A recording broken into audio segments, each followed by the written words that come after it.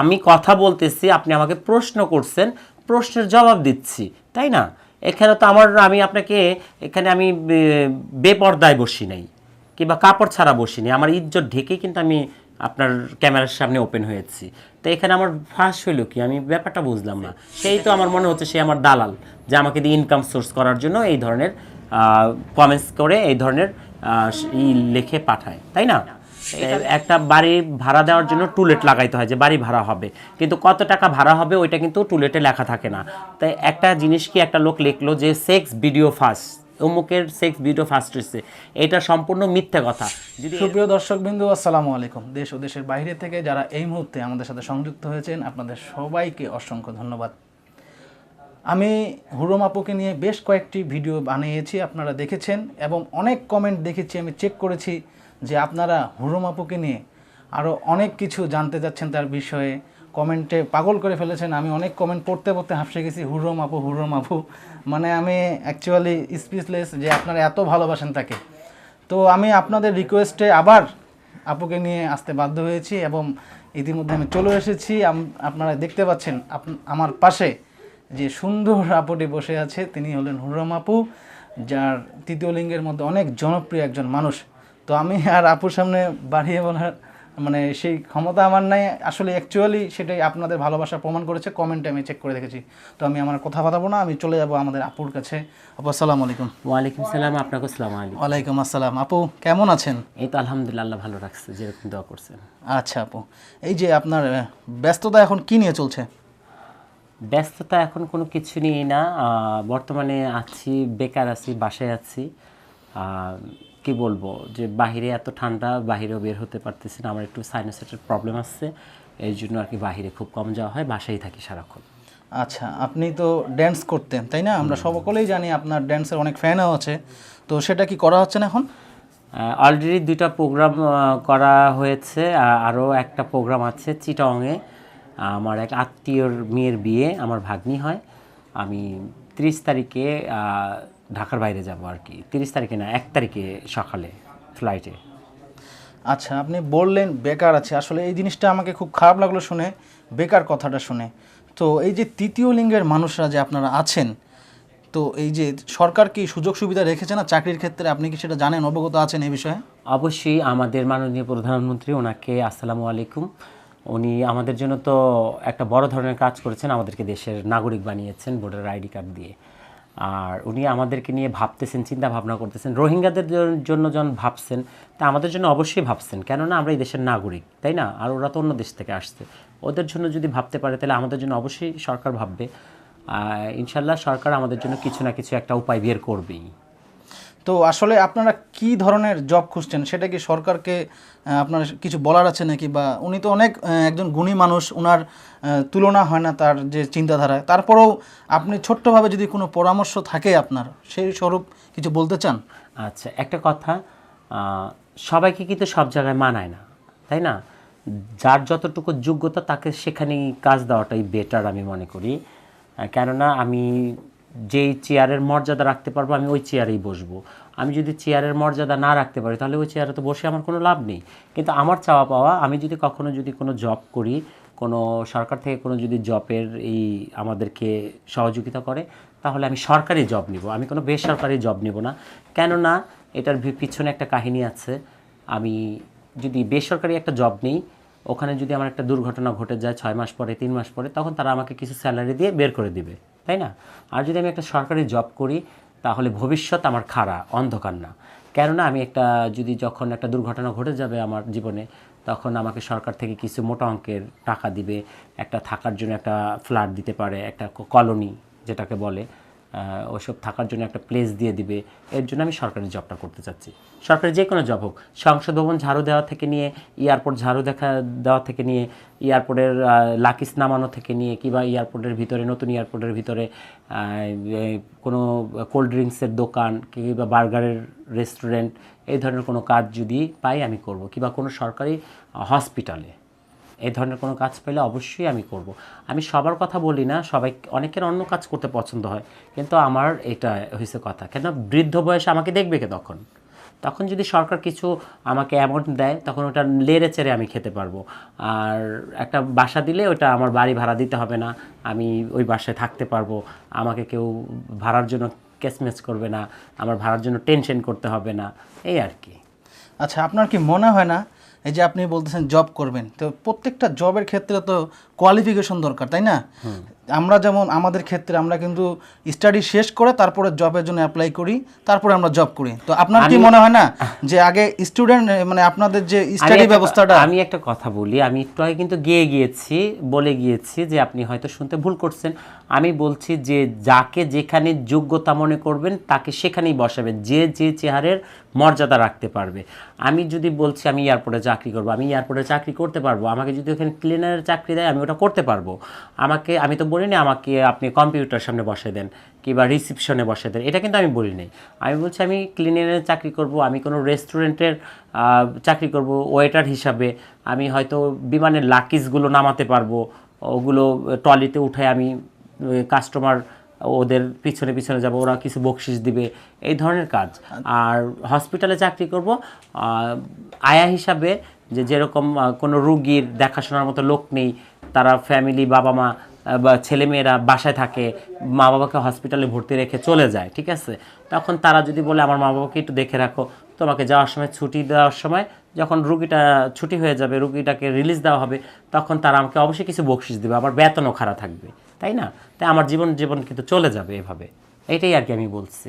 আমি ওই শিক্ষাগত যোগ্যতা নিয়ে বলিনি। আমাদেরকে শিক্ষাগত যোগ্যতা তো আপনারা করতে দেননি, আপনাদের মতো লোকদের কারণে আমরা আজকে অশিক্ষিত হয়ে বসে আছি। আপনি কি ইতিমধ্যে অবগত হয়েছেন কামরাঙ্গীরচরে যে একটি মাদ্রাসা চালু হয়েছে?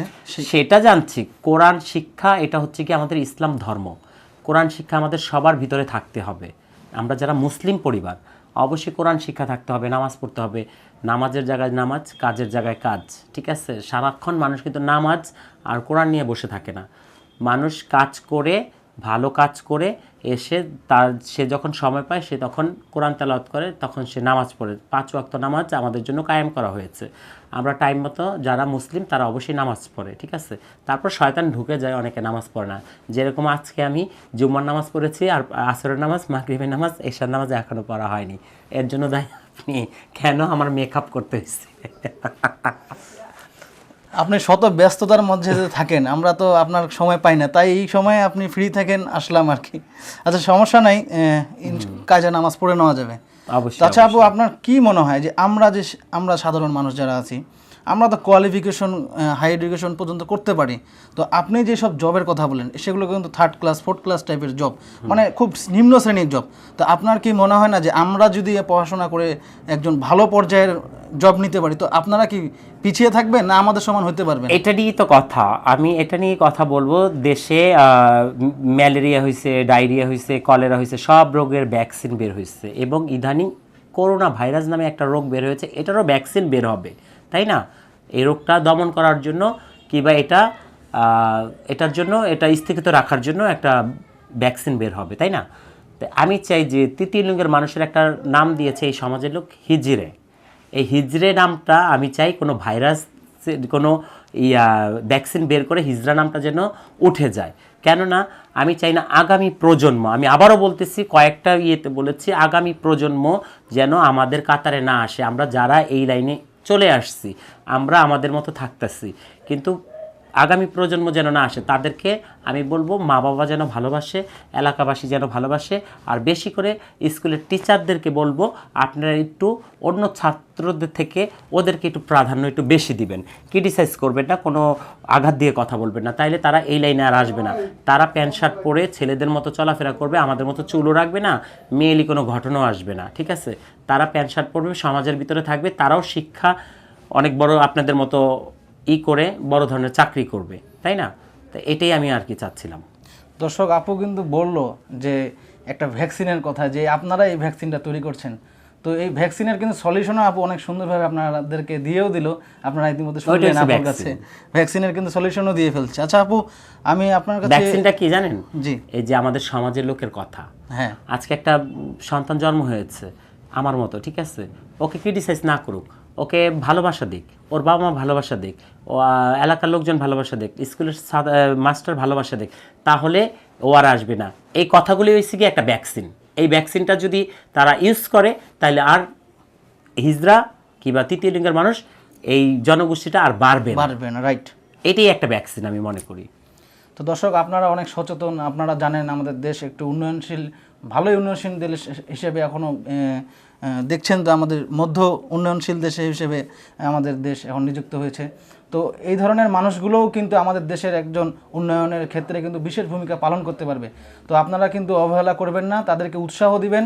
আপু যেগুলো কথা বলেছে অবশ্যই অনেক গুরুত্বপূর্ণ কথা, সেগুলো আপনারা অবশ্যই পালন করার চেষ্টা করবেন। আচ্ছা আপু, আমি আরেকটু আপনার কাছে জানতে চাচ্ছি যে আপনি আপনার সাথে যখন ফোন আলাপ আপনার সাথে আমার হয়, তো আপনি মিডিয়া নিয়ে কি যিনি বলছিলেন যে ইউটিউবে বা কি যিনি, সেই বিষয়টা একটু বলবেন কি?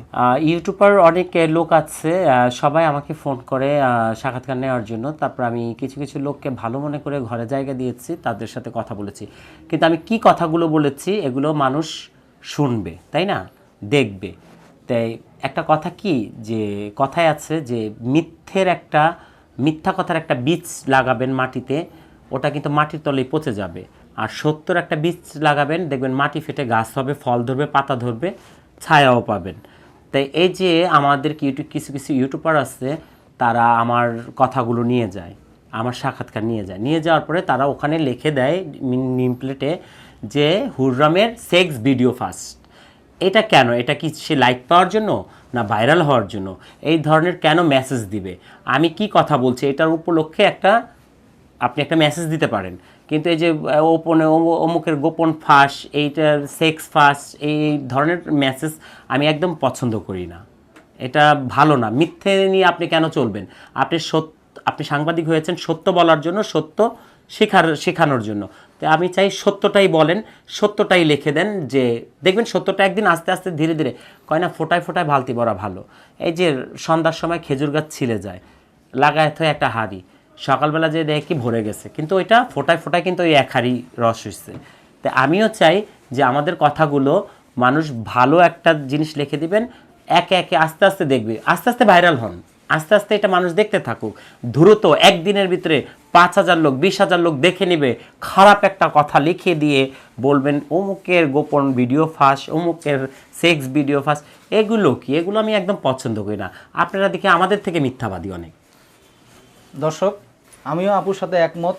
আর আমি সাংবাদিক ভাইদের উদ্দেশ্য করে একটাই কথা বলতে চাই, যে আমাদের মাধ্যমে কিন্তু অনেক কিছু পজিটিভ বের হয়, আমাদের মাধ্যমেই কিন্তু অনেক নেগেটিভ বের হয়। তো এই যে একটা কমপ্লেন, এটা কিন্তু আমাদের জন্য অনেক ব্যাড একটা সংবাদ। তো আপনারা অনেক ভাই যদি আমাদের এই ভিডিওর মধ্যে সাংবাদিক ভাইও যদি থাকেন, তো তাদের উদ্দেশ্যে আমি এটাই বলবো যে সংবাদ আপনারা সত্যই প্রচার করবেন, আপনাদের নিজের স্বার্থে কখনো আপনারা মিথ্যা প্রচার করবেন না। এই যে আপনি হুরুম আপু বলতে বাধ্য হলো যে আপনাদের মতো লোকের কারণে, এসব আমাদের কিন্তু খুব খারাপ লাগে। গুজব ছড়ায়, এগুলো গুজব ছড়ায়। তো আপনারা এই ধরনের কাজ কখনোই করবেন না আপু। আমরা দর্শক, আপুকে নিয়ে কিন্তু ওই যে বলে সেক্স ভিডিও ফার্স্ট, তাহলে সেক্সের ভিডিওটাও তুই দিয়ে দে, যদি এরকম পেয়ে থাকো তুমি, তাহলে এটাও দিয়ে দাও।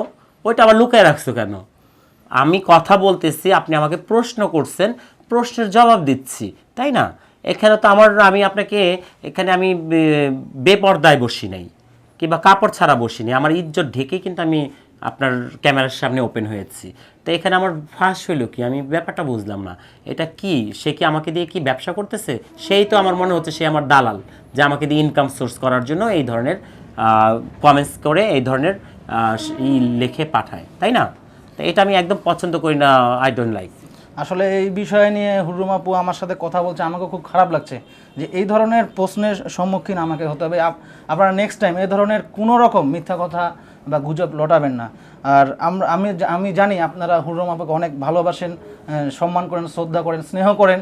তো আপনাদের রিকোয়েস্টে আমি আবার আপুর কাছে এসেছি।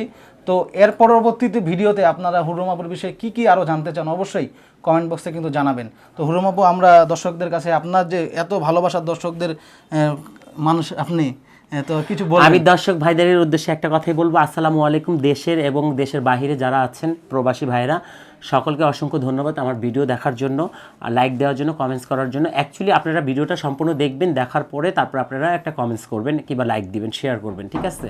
কিন্তু যারা বাজে কমেন্টস করে একটা ভিডিও ভাইরাল করবে, ওই ভিডিওটা আপনারা দেখবেন না। কেন? এটার উপর দিয়ে কয় না, উপর দিয়ে ফিটফাট, ভিতর দিয়ে সদরঘাট, কিংবা ভিতর দিয়ে ফিটফাট, উপর দিয়ে সদরঘাট, তাই না? তাই একটা বাড়ি ভাড়া দেওয়ার জন্য টুলেট লাগাইতে হয় যে বাড়ি ভাড়া হবে, কিন্তু কত টাকা ভাড়া হবে ওইটা কিন্তু টুলেটে লেখা থাকে না। তাই একটা জিনিস কি একটা লোক লিখলো যে সেক্স ভিডিও ফার্স্ট, অমুকের সেক্স ভিডিও ফার্স্ট হচ্ছে, এটা সম্পূর্ণ মিথ্যা কথা। যদি এরকম কিছু হয় তাহলে সেক্সের ভিডিওটাই যেন ছেড়ে দেয়, এইটা হচ্ছে আমার কথা। হিজড়াদের আবার কিসের সেক্স? হিজড়া নো সেক্স ওয়ার্কার, ওকে? আর তৃতীয় কথা হচ্ছে গিয়ে আজকে পিছিয়ে পড়া জনগোষ্ঠী, হিজড়া জনগোষ্ঠী আছে বলেই আজকে আমাদের দেশের মা বোনরা এখনও ভালো আছে, ঠিক আছে? কেন? যদি হিজড়ারা না থাকতো না, তাহলে জায়গায় জায়গায় প্রত্যেক দিন 3টা-4টা ধর্ষণ হতোই। এটা নিয়ে নিউজ প্রত্যেক দিন পত্রিকায় কিংবা নিউজে কিংবা ইউটিউবে কিংবা ফেসবুকে অবশ্যই দেখা যেত। তো এর জন্য হিজড়াদেররা কিন্তু দেশের জন্য কাজ করতেছে, দেশের ভালোর জন্য করতেছে, মন্দের জন্য করতেছে। কিন্তু হিজড়ারা অত খারাপ না যেটা আপনারা ভাবতেছেন, তত খারাপ না। আপনারা ভালোবাসা দেন, তাদেরকে আদর করেন, তাদেরকে বুকে টেনে নেন, সম্মান দেন, দেখবেন ওরাও একদিন ভালো হয়ে যাবে। আপনাদেরকে কখনই আপনাদের সাথে খারাপ ব্যবহার করবে না। আমরা কিন্তু পিস্তল ঠাকাই না, আমরা কিন্তু চাকু ধরি না। আমরা জাস্ট একটা হাতে তালি দিয়ে 10টা টাকা আপনাদের কাছ থেকে নেওয়া হয়, এর বিনিময়ে আর কিছুই না। আপনারা এমন কিছু দিয়ে দেন না। আপনারা একটা ব্যানসন সিগারেট খান, সেটার দাম 14 টাকা, ঠিক আছে? আপনারা বারে গিয়ে ড্রিঙ্কস করেন, 4-5 হাজার টাকা দাম নেয়, ঠিক আছে? তাই আমাদেরকে 10 টাকা 20 টাকা দিলে আপনাদের কি সমস্যা? এটার মানে বুঝলাম না। না হলে আমাদেরকে চাকরি দেন, না হলে ব্রাশ ফায়ার করে মেরে ফেলেন, আর কিছুই করার নেই। আর কি বলবো?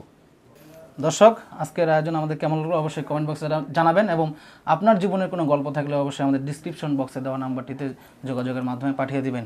সবাই ভালো থাকবেন, আল্লাহ হাফেজ। আসসালামু আলাইকুম, সবাই ভালো থাকবেন।